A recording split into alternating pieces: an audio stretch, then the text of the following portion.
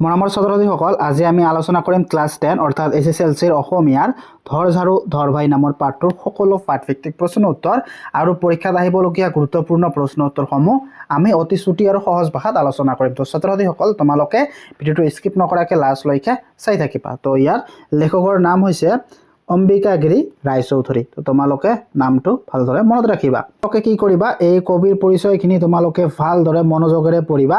ইয়াৰ পৰা তোমালোকৰ পৰীক্ষাত বহুতো প্ৰশ্ন উত্তৰ আহে। তোমালোকে এই কবিৰ পৰিচয় তোমালোকে ভালদৰে মনত ৰাখিবা। তো ইয়াৰ ভিতৰত অসম কেশৰী, তো অম্বিকাগিৰি ৰায়চৌধুৰীক কি কবি বুলি আখ্যা দিয়া হয়? তো তোমালোকে মনত ৰাখিবা কি অসম কেশৰী, এইটো প্ৰতিবাৰ প্ৰায় পৰীক্ষাত আহি থাকে। তো তোমালোকে এইটো মনত ৰাখিবা।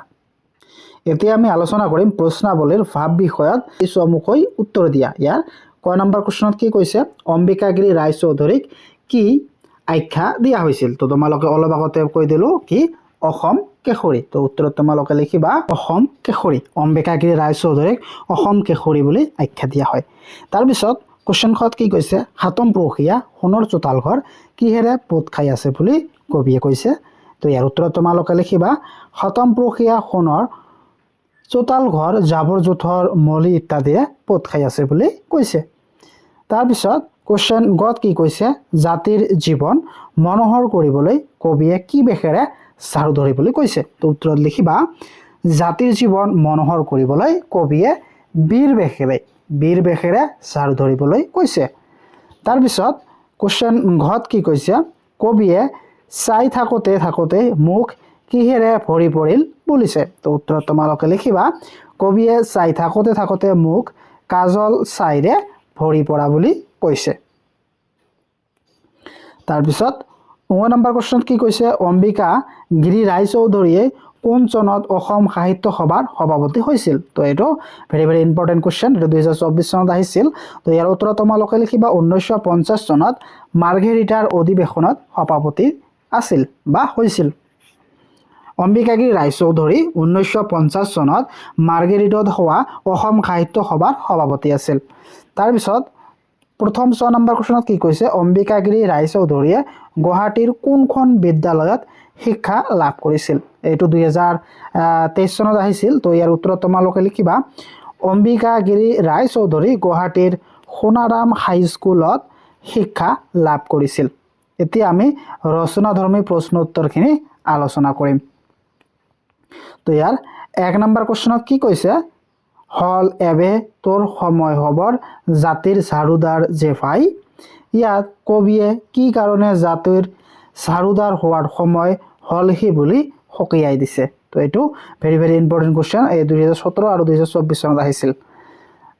ইয়াৰ উত্তৰত তোমালোকে লিখিবা ব্ৰিটিছ ৰাজত্বৰ সময়ৰ পৰা দেশখনত জাতিগত ভেদাভেদ, হিংসা বিচ্ছেদ, ঘৃণা অসূয়া আদি বৃদ্ধি পাই বিশ্বৰ দৰবাৰত ভাৰতৰ গৰিমা মেলান পৰিছিল।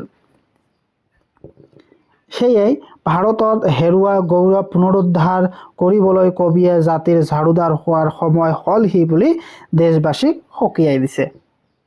তো চোৱা ছাত্ৰ-ছাত্ৰীসকল, তোমালোকৰ কাৰণে ভিডিঅ' উত্তৰখিনি একেবাৰে চুটিকৈ আনিছোঁ যাতে তোমালোকৰ মুখস্থ কৰাত সুবিধা হয়। তো তোমালোকে কি কৰিবা, ভিডিঅ'টো এটা লাইক কৰি দিবা আৰু এটা কমেণ্ট কৰি দিবা যে তোমালোকে কোনখন ডিষ্ট্ৰিক্টৰ পৰা মোৰ ভিডিঅ' চাই আছা। তাৰপিছত 2 নম্বৰ কুৱেশ্যনত কি কৈছে, নহ'লে যে বিশ্বসভাত নহ'ব তোৰ বহাৰ ঠাই। বিশ্বসভাত বহাৰ ঠাই পাবলৈ কবিয়ে কি কৰিবলৈ নিৰ্দেশ দিছে? এইটো 2023 চনত আহিছিল। তো ইয়াৰ উত্তৰত তোমালোকে লিখিবা বিশ্বসভাত বহাৰ ঠাই পাবলৈ কবিয়ে পৰস্পৰৰ ভেদাভেদ, হিংসা বিচ্ছেদ, ঘৃণা আদি পাহৰাৰ লগতে পৰাধীনতাৰ গ্লানিৰ পৰা মুক্ত হ'বলৈ নিৰ্দেশ দিছে। তাৰপিছত 3 নম্বৰ কুৱেশ্যনত কি কৈছে, ধৰ ঝাৰু ধৰ ভাই। ইয়াৰ মূল ভাৱ তোমালোকক লিখিব দিছে, কবিতাটিৰ মূল ভাৱ তোমালোকক লিখিব দিছে। ধৰ ঝাৰু ধৰ ভাই কবিতাটিৰ মূল ভাৱ লিখিব দিছে। এইটো 2024 চনত আহিছিল আৰু এইবাৰো অহাৰ চান্স আছে। তো তোমালোকে ইয়াৰ উত্তৰত লিখিবা বিশ্ব মঞ্চত দেশৰ নিজস্ব স্থান প্ৰতিষ্ঠা কৰিবলৈ দেশৰ ভিতৰত থকা পৰস্পৰৰ দ্বন্দ্ব সংঘাত, হিংসা বিচ্ছেদ, ঘৃণা আদি সম্পূৰ্ণভাৱে দূৰ কৰাৰ লগতে পৰাধীনতাৰ শৃংখলাৰ পৰা মুক্ত হোৱা প্ৰয়োজন। এয়াই কবিতাটিৰ মূল ভাৱ। তাৰপিছত ব্যাখ্যা কৰা দিছে তোমালোকৰ কত কি কৈছে হিংসা দেশৰ ভেদাভেদৰ ঘৃণা ঘৃণী স্বাৰ্থ ভেমৰ কত যে কি মলি মামৰ ভৰি জাতিৰ জীৱন যায়। তো ইয়াৰ উত্তৰত তোমালোকে লিখিবা উদ্ধৃত কবিতাংশ দশম শ্ৰেণীৰ সাহিত্য অসমীয়া সাহিত্য চয়নিকাৰ অন্তৰ্গত অম্বিকাগিৰি ৰায়চৌধুৰীৰ ৰচিত ধৰ ঝাৰু ধৰ ভাই কবিতাৰ পৰা উদ্ধৃত কৰা হৈছে। ইয়াত কবিয়ে জাতীয় জীৱনৰ ক্ষতিৰ কথা উল্লেখ কৰিছে। ব্ৰিটিছৰ অধীনত ভাৰতবৰ্ষৰ পৰস্পৰৰ মাজত ভেদাভেদ হিংসা বিদ্বেষ আৰু ঘৃণাৰ উদ্ভৱ হয়। ইয়াৰ ফলত জাতিৰ জীৱন বিপৰ্যয় হয়। বিশ্বমঞ্চত ভাৰতৰ গৰিমাও লুপ্ত হয়। এইটো উপলব্ধ কৰি কবিয়ে জাতিৰ এনে অপমানজনক অৱস্থাৰ বিষয়ে শোক প্ৰকাশ কৰিছে। তাৰপিছত কুৱেশ্যন খত কি কৈছে ধৰ ঝাৰু ধৰ ভাই আৰু চাবৰ সময় নাই থাকোতে মুখত কেৱল ভৰিল কাজল চাই। তো ইয়াৰ উত্তৰত তোমালোকে লিখিবা উদ্ধৃত কবিতাংশ দশম শ্ৰেণীৰ অসমীয়া সাহিত্য চয়নিকাৰ অন্তৰ্গত অম্বিকাগিৰি ৰায়চৌধুৰীৰ ৰচিত ধৰ ঝাৰু ধৰ ভাই কবিতাটিৰ পৰা সংগৃহীত কৰা হৈছে। ইয়াত কবিয়ে দেশবাসীক সজাগ আৰু সক্ৰিয় হোৱাৰ আহ্বান জনাইছে।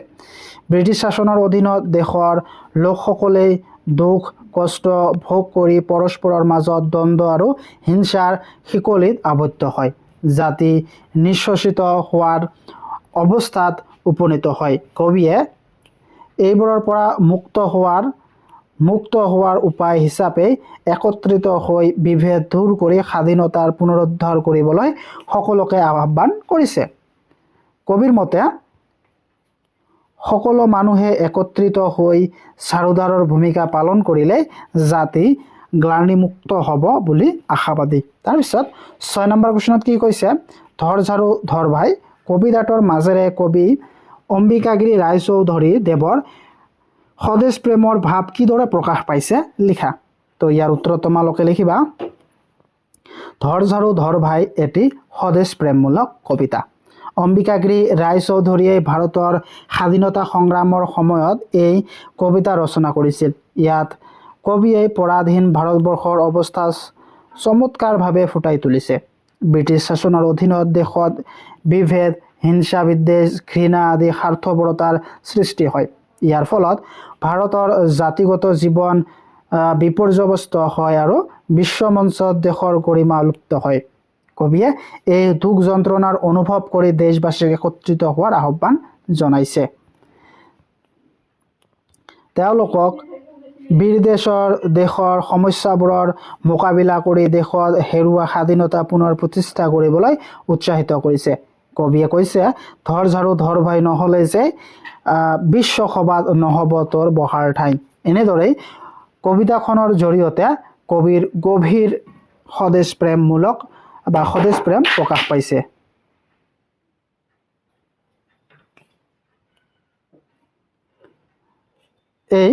এইদৰে কবিতাখনৰ জৰিয়তে কবিৰ গভীৰ স্বদেশ প্ৰেম প্ৰকাশ পাইছে।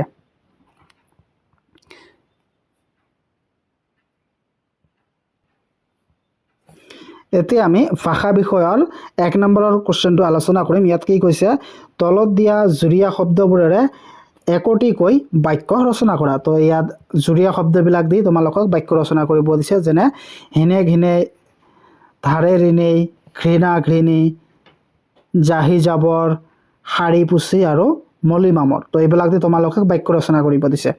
তো প্ৰথমটো কি হিনে ঘিনে পৰৰ গোলাম হ'লে হিনে ঘিনে সকলো কাম কৰিব লগা হয়। তাৰপিছত ধাৰে ঋণেই ব্ৰিটিছসকলক অসমীয়াসকলে ধাৰে ঋণে হ'লেও তেওঁলোকৰ চৰণত পূজা দিবলগীয়া হৈছিল। তাৰপিছত ঘৃণা ঘৃণী আমি এজনে আনজনক ঘৃণা ঘৃণীৰ ভাৱে চাব নালাগে। তাৰপিছত জাহি জাবৰবোৰে ঘৰ লেতেৰা কৰে। তাৰপিছত শাৰী পুচি ঝাৰুৰে শাৰী পুচি আমাৰ চাৰিওকাষ চাফ চিকুণ কৰা হয়।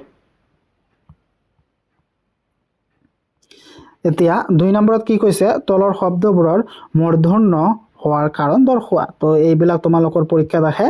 এইবিলাক তোমালোকে ভালদৰে পঢ়িবা কি মূৰ্ধন্য বা মূৰ্ধন্য কি কাৰণত হয় এইবিলাক তোমালোকৰ SSLC পৰীক্ষাত আহে। তো ইয়াত কি কৈছে সোণ ঘৃণা আৰু ঋণ। সোণ কিছুমান শব্দত স্বাভাৱিকতে মূৰ্ধন্য হয়। তাৰপিছত ঘৃণাত মূৰ্ধন্য কিয় হয়? একোটা পদতে থকা ৰি আৰু মূৰ্ধন্যৰ পাছত দন্ত্য ন মূৰ্ধন্য হয়। কি? একোটা পদত থকা ৰি আৰু মূৰ্ধন্যৰ পাছত দন্ত্য নটো কি হয়? মূৰ্ধন্য হয়। তাৰপিছত ঋণ, একোটা পদত ৰি আৰু মূৰ্ধন্যৰ পাছৰ দন্ত্য ন মূৰ্ধন্য হয়। এইটো একে তোমালোকে এনেকৈ লিখিবা। তাৰপিছত 3 নম্বৰত কি কৈছে? বিপৰীত শব্দ লিখা। ঘৃণা, স্বাৰ্থ, জীৱন, বীৰ এইবিলাকৰ তোমালোকৰ বিপৰীত শব্দ লিখিব দিছে। তো তোমালোকে লিখিবা ঘৃণা আদৰ, স্বাৰ্থ নিঃস্বাৰ্থ, জীৱন মৰণ। তাৰপিছত বীৰ, ইয়াৰ বিপৰীত শব্দ হৈছে ভীৰু। তো ছাত্ৰ ছাত্ৰীসকল, যদি ভিডিঅ'টো ভাল লাগে এটা লাইক কৰি দিবা আৰু মোৰ চেনেলত যদি নতুন আহি থাকে তেনেহ'লে ছাবস্ক্ৰাইব কৰিবলৈ নাপাহৰিবা।